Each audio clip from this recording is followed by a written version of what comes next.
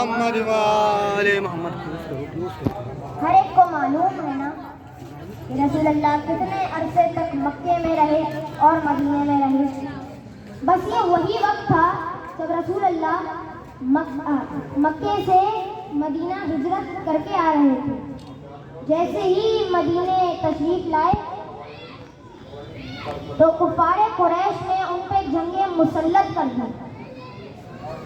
اسلام کی 4 جنگیں ہیں: جنگ احد، جنگ بدر، جنگ خندق اور جنگ خیبر.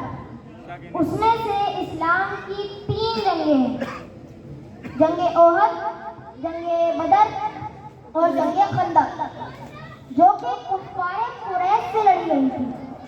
مکے والوں نے حملہ کیا، رسول نے دفاع کیا. لیکن جو 4تھی بڑی جنگ جس کا نام خیبر ہے، خیبر یہودیوں کا مشہور ترین علاقہ تھا. بے انتہا دولت مند لوگ تھے، سونا چاندی جمع کرنے کے شوقین تھے، اور اتنا جمع کیا کہ خیبر میں ایک قلعہ بنایا جس کا نام قلعہ خموس رکھا. اور اس کے تہخانے میں لے جا کر وہ سارا سونا چاندی انہوں نے جمع کیا.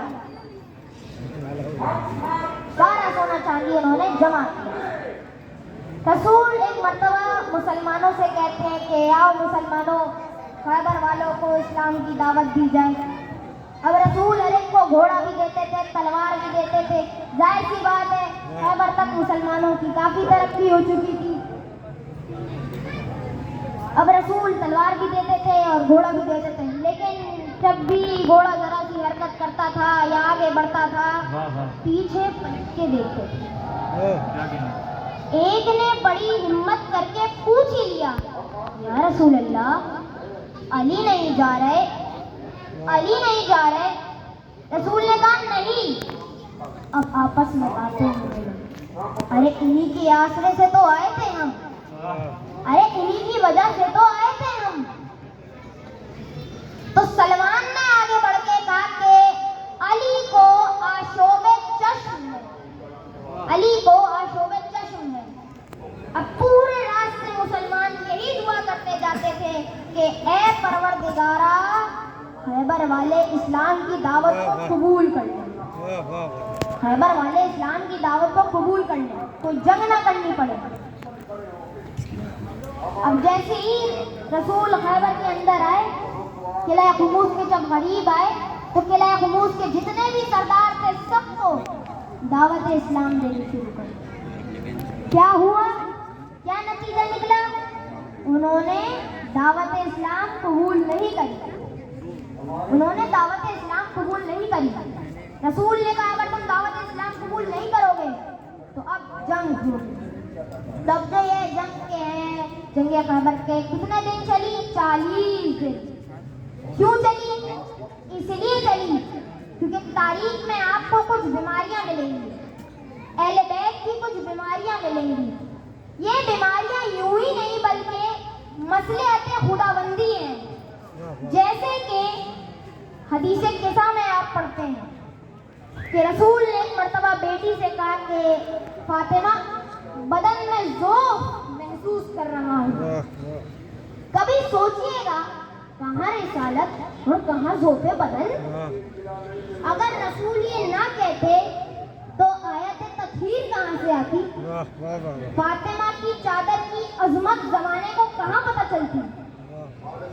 بالکل ایسے ہی علی کا آشوب چشم. اگر علی کو آشوب چشم نہ ہوتا تو ناد علی کہاں سے آتی؟ بے شک ناد علی کہاں سے آتی؟ اور ایسے ہی آپ پڑھیں گے کہ 4تھے امام بیمار تھے. ارے جب کربلا پہنچے تھے تو بیمار نہیں تھے مولا، صحت یاب تھے مولا، لیکن مصلحت خداوندی ہے. اگر وقت استغاثہ امام حسین آپ سے احتیاب ہوتے تو جہاد واجب ہو جاتا. لیکن کیونکہ امامت کو زندہ رہنا تھا، قیامت تک زندہ رہنا ہے، لہذا اتنے بیمار ہوئے کہ جہاد हो हाँ, ये हादसा किसी। ऐसी ही एक और बीमारी आपको तारीख में मिलेगी कि जब रसूल ने ऐलान किया कि अब जंग होगी, और ये ऐलान कर रसूल खैमे में चले गए।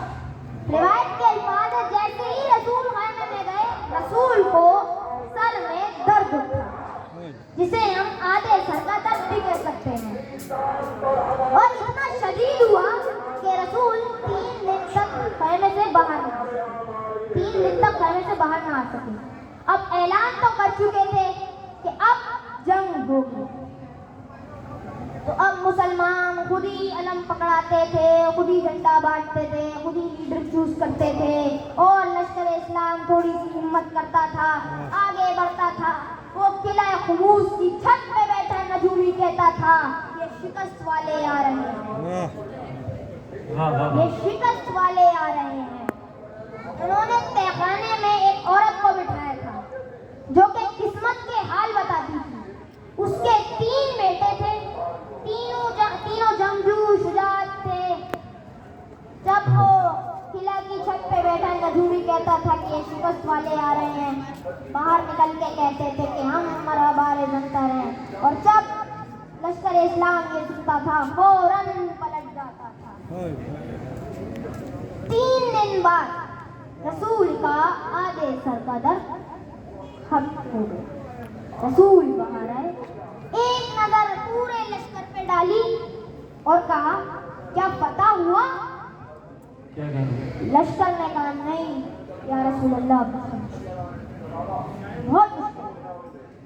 रसूल को एक मर्तबा जलाल आया, कहा, कल अलम मैं उसको दूंगा। याद रखिएगा, अलम की तमन्ना किसी को थी नहीं। क्यों नहीं थी? इसलिए नहीं थी कि खुद ही तो झंडा बांट रहे थे एक दूसरे को, वाह वाह वाह, खुद ही तो लीडर चूज करते थे, खुद ही तो अलम पकड़ाते थे। तो तमन्ना अलम की नहीं थी, तमन्ना थी उन अलकाबात की जो रसूल ने उस अलम पे सजाई। तमन्ना थी उन अलकाबात की जो रसूल ने उस अलम पे सजाई। रसूल ने जलाल में कहा कि कल अलम मैं उसको दूंगा जो रजुल होगा, जो करारे गैर फर्रार होगा, जो अल्लाह और नबी को दोस्त रखता होगा, अल्लाह और नबी उसको अपना दोस्त रखते होंगे, जो अल्लाह और नबी से राजी होगा, अल्लाह और नबी उससे राजी होंगे। और 5वां खिताब ये था कि अल्लाह उसके दोनों हाथों पर फतह को उतारे। सलवात पढ़ दीजिए मोहम्मद। अल्लाहुम्मा सल्ली अला मोहम्मद। अल्लाह उसके दोनों हाथों पर फतह को उतारे। अगला दिन गुजरा, रसूल ने फजर की नमाज पढ़ी और खैमे से बाहर आए। देखा पूरा लश्कर इस्लाम तैयार खड़ा है। रसूल ने एक नजर लश्कर पे देखी और एक जुमला कहा, आईना अली इब्न अबी तालिब। वाह वाह, अली कहाँ है? तफसीरे कुरान में लिखा है कि वो जिनकी आवाजें नहीं निकलती थी अली का नाम सुनकर, उन्होंने भी पुकार के कहा, नहीं है अली। उन्होंने भी पुकार के कहा, नहीं है अली। रसूल ने एक मर्तबा आसमान की जानिब निगाह करी, देखा जिब्राइल उतरते हुए आ रहे हैं। नादे अली आ गई, नादे अली आ गई। रसूल ने पहली मर्तबा कहा, नादे अली मजरल अजाइब। उधर अली बिस्तर से उठे, कंबर मेरे रहवार को तैयार करो, इसलिए क्योंकि मेरा आका मुझे बुला रहा है। दूसरी मर्तबा रसूल ने कहा, नादे अली। उधर अली घोड़े पर सवार हुए। तीसरी मर्तबा रसूल ने कहा, नादे अली। उधर अली ने रसूल के कदमों का बोसा दिया। सलवात अल्लाहुम्मा सल्ली अला मोहम्मद ले मोहम्मद। आप मुझसे गुजारिश है थोड़ा आगे तशरीफ ले आए, आगे आ जाओ भाई। अल्लाहुम्मा सल्ली अला मोहम्मद ले मोहम्मद। बस तीसरी मर्तबा रसूल ने कहा, नादे औलाद अली। उधर अली ने रसूल के कदमों का बोसा लिया, सलाम किया। रसूल ने कहा, मेरे भाई कैसे हो? मौला ने जवाब दिया, या रसूल अल्लाह, बस आपके चेहरे की ज़ियारत से महरूम। लो बेटे रसूल, मरहमे चश्मे अली, निकाला, आंखों पर लगाया। वाह अली की आंखों में रोशनी अता हुई। अली की आंखों में रोशनी अता हुई और उसके बाद अली को अलम पकड़ा गया। अली चले। रिवायत के अल्फाज हैं, टीले को उबूर करना था। वो किले खुमूस की छत पे बैठा नजूमी कहने लगा, आज लश्कर इस्लाम फतह याब हो गया। आज लश्कर इस्लाम फतह याब हो गया। क्यों कहा उसने कि आज लश्कर इस्लाम फतह याब हो गया? इसलिए कहा कि एक रिवायत है कि उस टीले पर एक पत्थर था। एक रुबाई है जो आप सबकी माओं ने, हम सबकी माओं ने हमें बचपन में याद कराई थी। आप मेरे साथ पढ़िएगा, आपको पूरा मंजर याद आ जाएगा। वो रुबाई ये है कि पत्थर पे लंबी का गाढ़ा किसने, ललकार के मरहब को पछाड़ा किसने, अस्हाबे पैगंबर तो सभी थे मौजूद, बोलो बोलो दरे खैबर को उखाड़ा किसने।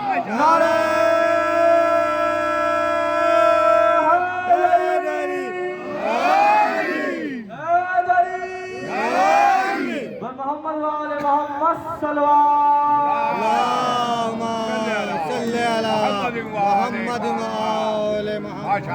क्यों कहा उसने कि आज लश्कर इस्लाम फतह याब हो गया? इसलिए कहा उसने कि उनकी किताबों में लिखा था कि जो भी उस टीले के पत्थर पर अलम को गाड़ देगा वो फतह याब होगा। अली आगे बढ़े। ये मरहबो हारिस अंतर सामने अंतर खड़े हुए। मरहब ने पुकार के कहा, बता तू कौन है? मौला ने यहाँ से जवाब दिया, पहले तुम अपना तारुफ कराओ कि तुम कौन हो। मरहब ने कहा, मेरी माँ ने मेरा नाम मरहब रखा है। यहाँ से बैठ जाओ सेकेंड। सुन, बैठ जाओ। मेरी माँ ने मेरा नाम हैदर रखा है। वाह। मेरी माँ ने मेरा नाम हैदर रखा है। और जो उन तीनों की माँ थी ना, उसने यही कहा था, ऐ मेरे बेटों, हर एक से जंग लड़ना, लेकिन हैदर से जंग मत लड़ना। मौला ने हारिस अंतर को अपने मखसूस तरीके से मारा। मौला का मखसूस तरीका, जुल्फकार सर से चलती थी, कमर से नीचे उतरती थी, दो टुकड़े इंसान के कट कर गिरते थे और इतने हम वजन होते थे कि मीज़ान पे रख दिए जाए तो रत्ती माशे का फर्क ना हो। रत्ती माशे का फर्क ना हो। मौला ने हारिस अंतर को अपने मखसूस तरीके से मारा, लेकिन मरहब को मौला ने ऐसे नहीं मारा, अपने मखसूस तरीके से नहीं मारा। क्यों नहीं मारा? इसलिए नहीं मारा, अगर अपने मखसूस तरीके से मारते तो सर दो टुकड़े होते, सर को सलामत रखना था। लिहाजा मौला ने इसको ऐसे मारा। आगे बढ़े। मरहब का सर मौला ने हाथ में पकड़ा। आगे बढ़े। खैबर का दर था सामने। एक दर को मौला ने गिरा के पुल बनाया। मुसलमानों से कहा, आओ मुसलमानों, माले गनीमत लूट लो। दूसरे पर को मौला ने हाथों में लिया। एक हाथ में मरहब का सर, दूसरे हाथ में खैबर का दर। रसूल की जानिब बढ़े। रसूल के कदमों में ये डाल दिया और कहा, या रसूल अल्लाह, अल्लाह ने मेरे दोनों हाथों पर फतह को उतार दिया। नारे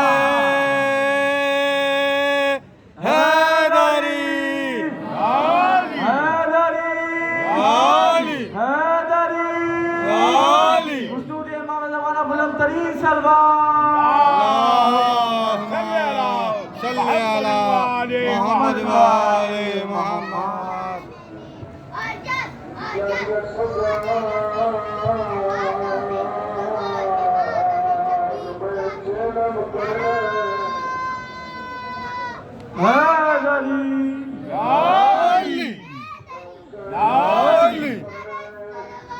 اللہم صلی علی محمد و آل محمد خیبر فتح ہو گیا۔ خیبر والوں نے شکست کو تو قبول کر لیا، شکستہ کو تو قبول کر لیا، لیکن اسلام کو قبول نہیں کرا۔ نہیں، ہم اسلام قبول نہیں کریں، جتنا مال تھا سب دے دیا، نہیں، ہم اسلام کو قبول نہیں کریں اور الگ سے بس۔ لیکن خیبر کی شکست ان کے دلوں میں، خیبر کی شکست ان کے دلوں میں، اور انہوں نے یہ طے کیا اس خیبر کی شکست کا بدلہ لیں گے، مگر افسوس وہ بدلہ علی سے تو نہیں لے پائے، لیکن علی کے بیٹوں سے لے لیا، علی کے بیٹوں سے لے لیا۔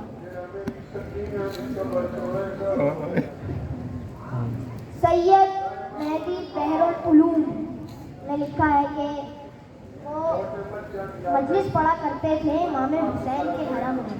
ایک دن مولا حسین کے حرم میں انہوں نے مجلس پڑھی، مولا عباس کی مجلس پڑھی، لوگوں نے بڑا گریہ کیا، گھر آئے سو گئے۔ آپ نے دیکھا مولا آئے، سر سے لے کر پاؤں تک خون میں ہے، لہو لہاس ہے، کوئی ایسی جگہ نہیں تھی جہاں پہ زخم نہ ہو۔ مولا نے آ کے کہا مہدی، جو تم نے میرے عباس کے مسائب پڑھے نا، اس کو سن کر عزاداروں کی آنکھوں سے جو اشک جاری ہوئے، میری ماں وہ رومال میں لے کر اور میرے زخموں پہ چھڑک دیے۔ اے مہدی، میرے سارے زخم اچھے ہو گئے۔ اب جب سید مہدی نے خواب میں اپنے سر کو اٹھایا، دیکھا مولا کے سارے زخم اچھے ہو گئے، لیکن دو سوراخ ایسے تھے جن سے خون کا فوارہ بہ رہا تھا، دو سوراخ ایسے تھے جن سے خون کا فوارہ بہ رہا تھا۔ مہدی نے ہاتھوں کو جوڑ کے کہا مولا، آپ تو کہہ رہے تھے سارے زخم اچھے ہو گئے، مگر میں دیکھ رہا ہوں دو ایسے زخم ہیں جن سے خون کا فوارہ بہ رہا ہے۔ مولا نے کہا اے مہدی، عزاداروں کی آنکھوں کے اشک سے وہ زخم اچھے ہوئے جو نیزوں نے دیے، جو تیروں تلواروں نے دیے، لیکن یہ جو دو زخم میرے سینے پہ دیکھ رہے ہیں نا، ایک میرے عباس کی جدائی کا زخم ہے، ایک میرے کڑیل جوان علی اکبر کی جدائی کا زخم ہے۔ بس عزاداروں، چھٹے امام کے پاس مولا کا ایک صحابی آیا، کہنے لگا مولا، باپ کی خوشی کا وقت کب ہوتا ہے؟ مولا نے جواب دیا کہ باپ کی خوشی کا وقت وہ ہوتا ہے جب اس کا بیٹا جوان ہو جاتا ہے، جب اس کا بیٹا جوان ہونے لگتا ہے، جب وہ اپنے بیٹے کی خد و خال کو دیکھتا ہے، اس کی چال کو دیکھتا ہے، تو باپ کی خوشی کا کوئی ٹھکانہ نہیں رہتا، کیونکہ باپ اپنے بیٹے کی جوانی میں اپنی جوانی کو دیکھ رہا ہوتا ہے، اس لیے باپ کی خوشی کا کوئی ٹھکانہ نہیں ہوتا۔ اس نے یہی سوال کیا، مولا، باپ کا سب سے دکھ دم وقت کون سا ہوتا ہے؟ اب مولا سے رہا نہیں گیا، مولا نے کربلا کا رخ کیا، سلام کیا، السلام علیکم یا ابا عبداللہ الحسین، السلام علیکم یا ابا عبداللہ الحسین۔ اور مولا پلٹ کے کہنے لگے، باپ کی سب سے دکھی وقت وہ ہوتا ہے جب وہ بوڑھا بھی ہو اور تنہا بھی رہے۔ ہائے علی اکبر، آج میں اس ہستی کے بارے میں بیان کر رہا ہوں کہ جو علی بھی ہے اور اکبر بھی ہے۔ جب میں نے فضائل مولا علی کے پڑھے تو مصائب بھی مولا علی दाढ़ी के ही होने चाहिए। मैं उस हस्ती के बारे में बात कर रहा हूँ जो अली भी है और अकबर। सुबह आसूर को उतार हुई जब मौला के सारे असाब मर गए ना, शहीद हो गए, तो जनाब अली अकबर आए, बाबा इजाजत है मैं जंग पे जाऊं? मौला ने इजाजत दी और जब अली अकबर को जंग की इजाजत मिल गई ना, तो मौला हुसैन ने अपने कड़ियल जवान को घोड़े पे सवार कराया। मौला अली अकबर मैदान जंग की तरफ दाखिल हुए। मौला के घोड़े की रफ्तार तेज होती थी, उधर पीछे पीछे मौला हुसैन की कदम की रफ्तार भी तेज होती थी। जब मौला अली अकबर ने कदमों की आहट सुनी ना, मुड़कर देखा तो बूढ़ा बाप पीछे पीछे चला आ रहा है। अली अकबर रुके, बाबा अभी तो आपने मुझे रुखसत किया है बाबा, अब क्यों पीछे पीछे आते हैं? मौला कहते हैं अली अकबर, अरे काश तेरा कोई जवान बेटा होता तो मैं तुझसे पूछता कि अगर कोई जवान बेटा मरने जा रहा हो तो बाप के कलेजे पे क्या गुजरती है बेटा? अली अकबर रुके, बाबा आप कहे तो मैं नहीं जाता, आपकी हालत देख के अली अकबर से लड़ा नहीं जाएगा बाबा, आप कहे तो मैं नहीं जाता। मौला कहते नहीं अली अकबर तू जा, बस एक काम करना, अपने बाबा को पीछे मुड़ मुड़ के देखते रहना बेटा। अरे हुसैन चाहता है तुझे ज्यादा से ज्यादा देंगे। अरे तू मेरे नाना रसूल अल्लाह की शबी है। अरे जब भी मुझे अपने नाना की ज़ियारत करनी होती थी तो मैं तुझे देख लेता था मेरे कड़ियल जवान। अब बस अज़ादार जनाब अली अकबर जंग में दाखिल हुए। जनाब अली अकबर ने खूब जंग करी और ऐसी जंग कि जैसे दादा अली किया करते थे। लेकिन जंग करते करते हुसैन का लाल जालिमों में गिर गया और जब जालिमों में गिरा तो एक जालिम ने अली अकबर के सीने में बर्छी मारी। अली अकबर से संभला ना गया, घोड़े से जमीन पर आने लगे। आते आते बाबा को सदा दी, ए बाबा अली अकबर का आखिरी सलाम कबूल कीजिए।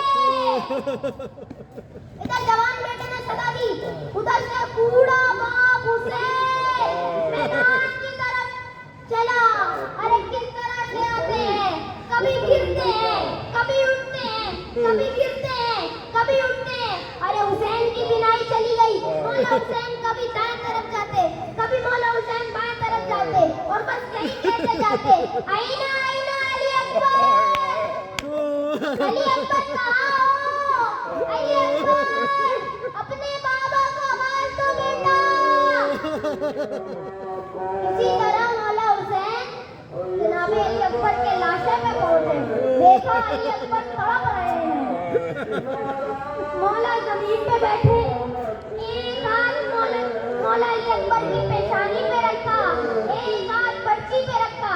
जब पर्ची को अली अकबर की